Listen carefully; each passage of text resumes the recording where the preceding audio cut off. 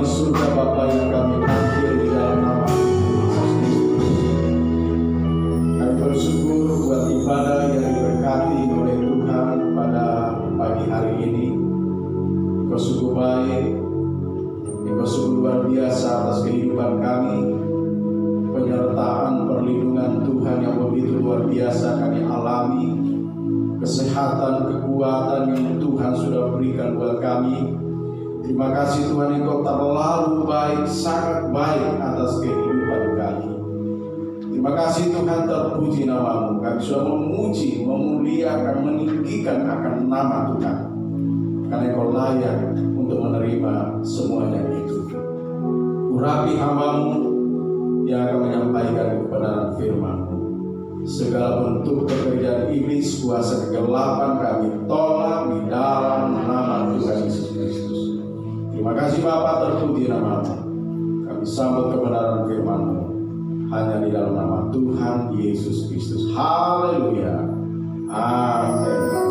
Silakan duduk saudara. Salam semuanya. Saya percaya kita selalu sehat-sehat. Haleluya. Kita langsung saja melihat kebenaran firman Tuhan di dalam 1 Samuel pasalnya yang kedua.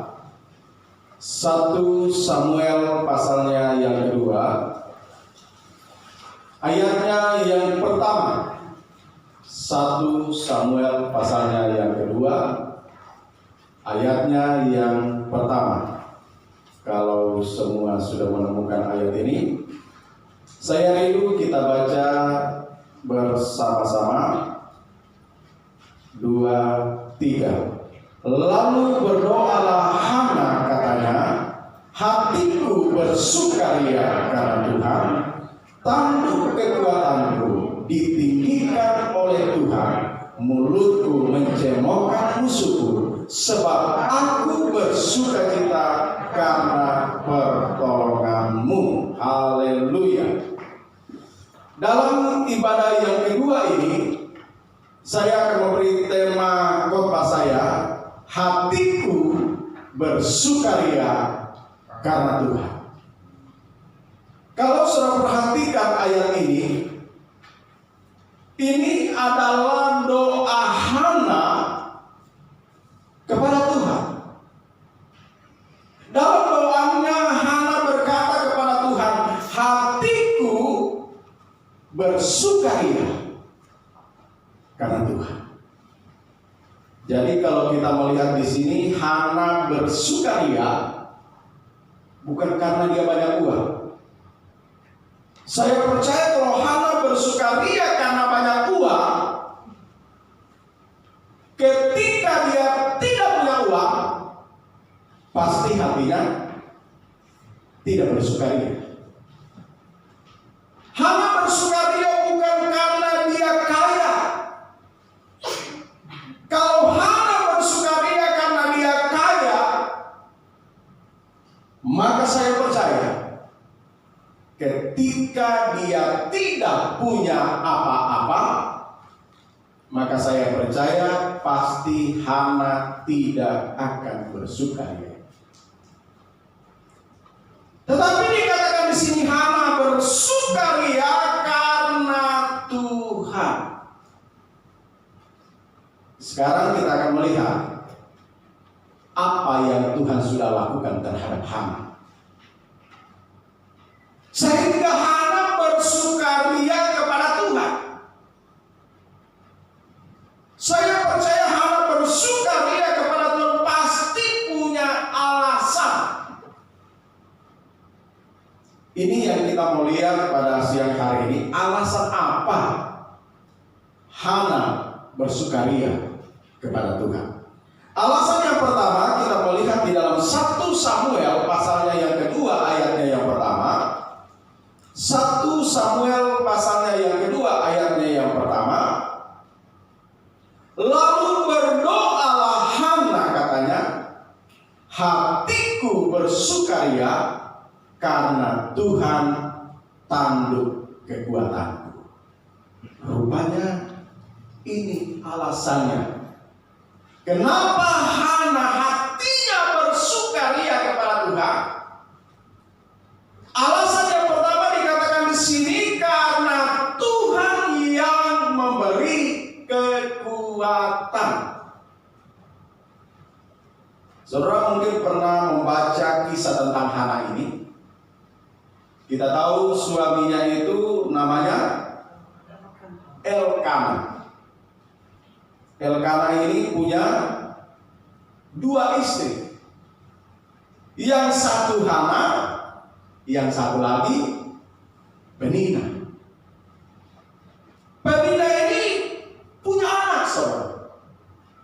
Sementara Hana dikatakan dia mandul karena kandungannya sudah ditutup oleh Tuhan. Jadi kalau Tuhan yang sudah menutup, tidak mungkin dia punya anak. Lalu Penina saudara dikatakan karena dia merasa dia punya anak, sementara Hana tidak dikaruniai anak. Lalu Alkitab mencatat dari hari ke hari, dari tahun ke tahun, Penina menyakiti Hana.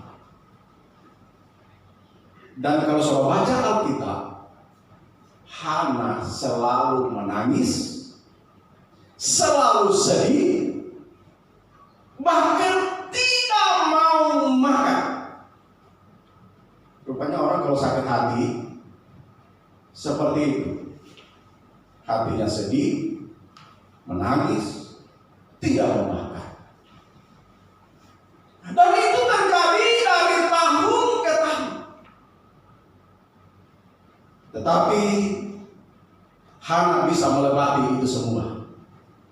Tentunya karena Tuhan yang memberi kekuatan. Itu sebabnya dia katakan di sini, hatiku bersukaria karena Tuhan yang memberi kekuatan. Mungkin hari-hari ini engkau sedang disakiti orang. Ada di sini yang sedang disakiti orang. Biasanya orang yang menyakiti kita itu nggak jauh-jauh. Bisa dari lingkungan keluarga kita, bisa dari lingkungan teman kerja, bisa itu dari rekan bisnis, bisa itu dari teman arisan, bisa itu teman gereja, bisa itu satu pelayanan. Mereka bisa menyakiti kita. Tetapi kalau kita bisa melewati itu semua, saya mau katakan itu karena Tuhan yang memberi kita kekuatan. Saudara yang kekasih di dalam Tuhan, kalau engkau disakiti, ternyata firman Tuhan memberikan resep. Kalau kita disakiti orang, apa yang harus kita lakukan? Dan ini saya terapkan di dalam diri saya. Ketika ada orang yang menyakiti saya, apalagi yang namanya gembala sidang itu kan rawan disakiti orang. Apakah itu jemaat yang menyakiti? Apakah itu sesama pelayan Tuhan yang menyakiti? Dan itu bisa terjadi. Dan yang saya lakukan selama ini, kalau ada orang yang menyakiti saya, yang pertama yang saya lakukan, selalu bersukacita. Saya tidak mau stres gara-gara orang menyakiti saya. Perlu saudara ketahui, kalau engkau disakiti orang, lalu saudara stres, apalagi sampai sakit, maka orang yang menyakiti saudara itu akan bergirang. Bisa jadi dia bikin ibadah ucapan syukur dengan tema ucapkanlah syukur dalam segala hal.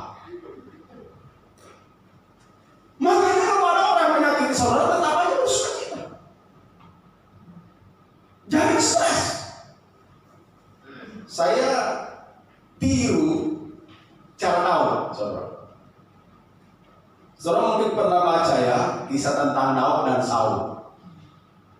Saul itu berusaha menyakiti Daud. Bukan hanya menyakiti, mau dibunuh saudara. Tetapi Daud ini luar biasa. Sementara Saul asik untuk menyakiti Daud, Daud asik dengan kecapinya. Dia asik bersukacita. Bahkan dia tidak mau membalas walaupun ada kesempatan untuk membalas. Suatu waktu Saul tertidur. Lalu Daud menggunting jubahnya. Lalu Daud bilang begini, sebenarnya aku bisa membunuh tuanku. Buktinya ini. Saya menggunting jubahnya. Daud tidak mau membalas itu, saudara. Dia hanya bersukacita. Dan apa yang terjadi? Ternyata kalau kita bersukacita, orang yang menyakiti kita itu bisa stres. Kalau saudara perhatikan, Saul itu stres. Dan akhirnya bunuh diri dengan pedangnya sendiri. Bilang sama yang di samping, jangan bunuh diri. Jadi rupanya orang saudara kalau dia menyakiti kita lalu kita tetap bersukacita, dia bisa stres. Jadi mulai sekarang kalau saudara disakiti oleh siapapun, tetap bersukacita. Makanya kalau saudara lihat muka saya ini nggak ada kerutan-kerutannya. Pokoknya masih kayak anak muda 17 tahun. Ya kan? Jadi walaupun ada orang menyakiti saya selalu bersukacita. Langkah yang kedua, ini Alkitabiah. Mari kita baca di 2 Timotius 3 ayatnya yang pertama sampai ayatnya yang kelima. Satu orang yang baca. Kalau bisa berusi, maju di depan sini supaya kelihatan kamera. Karena ini mau dimasukkan di YouTube nanti dan di Facebook. Jadi ditonton ratusan orang. 2 Timotius pasal yang ketiga ayat yang pertama dan kelima. Sini Bu, menghadap ke sana. Atau di sini boleh. 2 Timotius pasal yang ketiga ayat yang pertama sampai 5. 2 Timotius 3 ayat pertama sampai yang kelima. Demikian firman Tuhan. Ketahuilah bahwa pada hari-hari terakhir akan datang masa yang sukar. Manusia akan mencintai dirinya sendiri dan menjadi hamba uang. Mereka akan membual dan menyombongkan diri. Mereka akan menjadi pemfitnah. Mereka akan berontak terhadap orang tua dan tidak tahu berterima kasih, tidak memperdulikan agama, tidak tahu mengasihi, tidak mau berdamai, suka menjelekkan orang, tidak dapat mengekang diri, garang, tidak suka yang baik, suka mengkhianat, tidak berpikir panjang, berlagak tahu, lebih menuruti hawa nafsu daripada menuruti Allah. Secara lahiriah mereka menjalankan ibadah mereka, tetapi pada hakikatnya mereka memungkiri kekuatannya. Jauhilah mereka itu. Terima kasih Kolosi. Saudara perhatikan ayat yang kelima. Secara lahiriah mereka menjalankan ibadah mereka, tetapi pada hakikatnya mereka memungkiri kekuatannya. Jauhilah mereka itu. Jadi langkah yang kedua kalau engkau disakiti yang pertama tadi, tetap bersukacita, jangan stres. Amin. Yang kedua, jauhilah mereka itu. Jadi untuk apa saudara berteman dengan orang-orang model seperti ini yang cuma kerjanya tiap hari menyakiti. Kita cuma buang-buang waktu, buang-buang tenaga dengan orang-orang seperti ini. Lebih baik jauhi kata firman Tuhan. Ini Alkitabiah. Makanya ketika hamba-hamba Tuhan sharing sama saya, kan banyak juga hamba Tuhan ternyata yang stres gara-gara disakiti jemaat, disakiti hamba-hamba Tuhan dan sebagainya. Saya sama mereka tetap bersukacita. Dan yang kedua, jauhi orang-orang seperti itu. Jadi kita mau lihat di sini hanya saudara ketika dia disakiti, dia tetap bersukacita, saudara.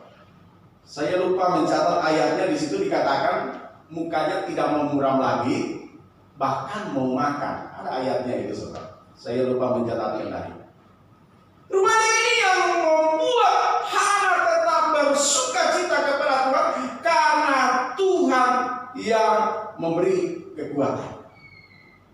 Alasan yang kedua kenapa Hana tetap bersukaria atau hatinya bersukaria di dalam Tuhan, kita melihat di dalam 1 Samuel 1 Samuel pasal yang pertama, kita akan melihat ayatnya yang ke-10 dan ayatnya yang ke-20. 1 Samuel pasal yang pertama ayatnya yang ke-10 dan ayatnya yang ke-20. Dan dengan hati pedih ia berdoa kepada Tuhan sambil menangis terseduh-seduh. Ayat ke-20. Maka setahun kemudian mengandunglah Hana dan melahirkan seorang anak laki-laki. Ia menamai anak itu Samuel, sebab katanya, aku telah memintanya daripada Tuhan. Alasan yang kedua, Hana bersuka cita kepada Tuhan atau bersukaria kepada Tuhan. Alasan yang kedua, karena Tuhan yang menjawab doanya. Saya percaya kalau doa-doa kita dijawab oleh Tuhan, pasti kita bersuka cita. Amin. Ada di sini ketika doanya dijawab oleh Tuhan lalu cemberut tiap hari. Ada? Saya percaya tidak ada seperti itu. Ketika doa-doa kita dijawab oleh Tuhan, pasti kita bersuka cita. Demikian juga halnya dengan Hana, saudara. Bayangkan tadinya dia mandul, tidak mungkin bisa punya anak. Tetapi ketika dia datang berdoa sungguh-sungguh di hadapan Tuhan, maka doanya itu dijawab oleh Tuhan. Firman Allah katakan 1 tahun kemudian dia melahirkan seorang anak namanya Samuel. Apakah berhenti sampai di situ saja? Ternyata kalau kita baca, saudara, di 1 Samuel 2 ayat 21, 1 Samuel 2 ayat 21 dikatakan di sini, dan Tuhan mengindahkan Hana sehingga dia mengandung dan melahirkan 3 anak laki-laki dan 2 anak perempuan lagi. Sementara itu makin besarlah Samuel yang muda itu di hadapan Tuhan.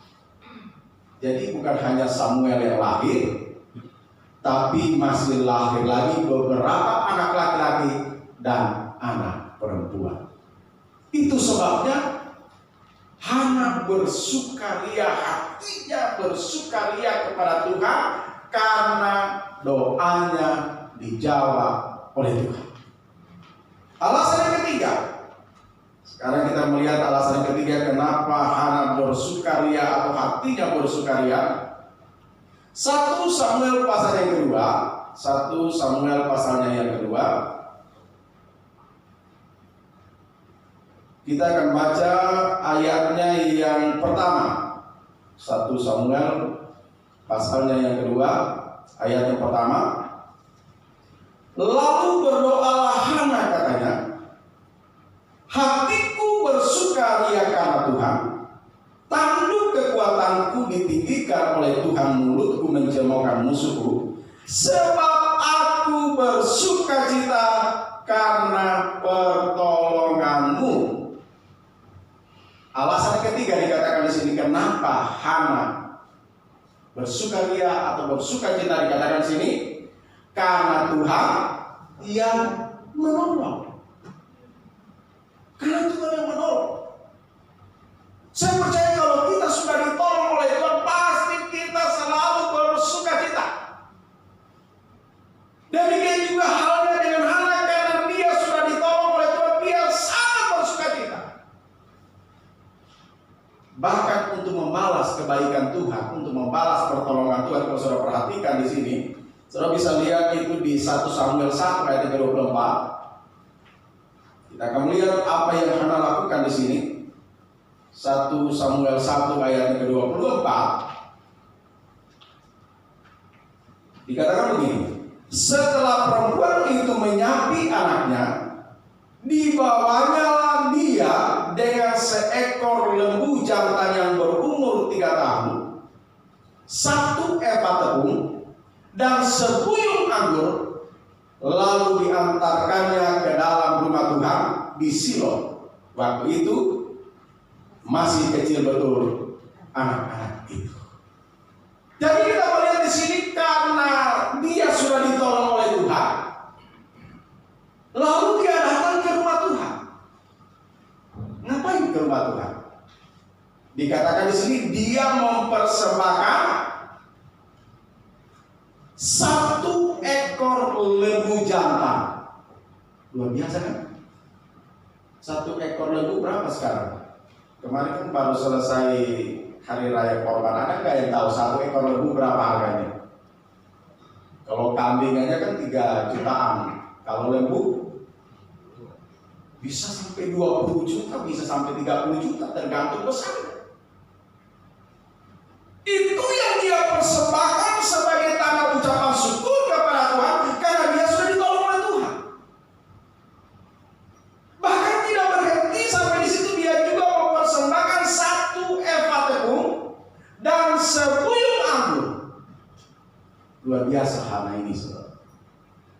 Bahkan saudara baca terus, sebagai tanda ucapan syukurnya kepada Tuhan, dia bawa Samuel ke rumah Tuhan, dan Samuel itu menjadi hamba Tuhan. Luar biasa kan? Bayangkan anak yang disayang-sayang, anak yang dinanti-nantikan, saudara, jadi hamba Tuhan. Biasanya kan yang jadi hamba Tuhan yang bodoh, yang buka pas-pasan, ya kan? Biasanya kan begitu. Saya masih ingat dulu saya sekolah Alkitab di Batu Malang, hari Sabtu kami ke Blitar. Teman saya ini dia punya om Kapolres di Blitar. Lalu datanglah kami ke rumahnya, saudara. Kami bertiga waktu itu saya masih ingat. Waktu kami sampai di rumahnya, lalu mamanya Kapolres ini bilang begini, oh jadi kalian hamba Tuhan ya? Oh ganteng-ganteng semuanya ya? Saya langsung senang dibilang ganteng, berarti termasuk saya ganteng, ya kan? Kok ganteng-ganteng semuanya? Setahu saya namanya hamba Tuhan itu nggak ada yang ganteng-ganteng. Pokoknya yang jadi hamba Tuhan itu biasanya yang bodoh, yang mukanya pas-pasan, itulah yang biasanya yang jadi hamba Tuhan. Tapi tidak demikian dengan Hana, anak yang paling dikasihi, anak yang dinanti-nantikan selama ini. Dia bawa ke rumah Tuhan dan Samuel menjadi hamba Tuhan. Luar biasa Hana ini. Makanya dia bersukacita kepada Tuhan. Yang pertama tadi, karena Tuhan memberikan dia kekuatan. Dan yang kedua apa? Oh, udah lupa ya. Yang kedua karena Tuhan menjawab doanya. Dan yang ketiga karena Tuhan sudah menolong dia. Haleluya. Puji Tuhan. Mari kita tundukkan kepala. Bapa di surga, terima kasih. Kami sangat bersyukur dalam ibadah yang kedua ini. Kami sudah mendengarkan kebenaran firman-Mu. Dan kami percaya setiap firman Allah yang kami dengar tidak akan pernah berlalu dengan sia-sia. Tetapi firman itu akan bertumbuh, berakar, berbuah. Berkati setiap jemaat-jemaat Tuhan yang sudah mendengarkan firman Tuhan ini. Sebentar kami akan teruskan dengan perjamuan kudus, sucikan, kuduskan, layakkan kami di hadapan-Mu. Dalam nama Yesus kami berdoa. Haleluya. Amin.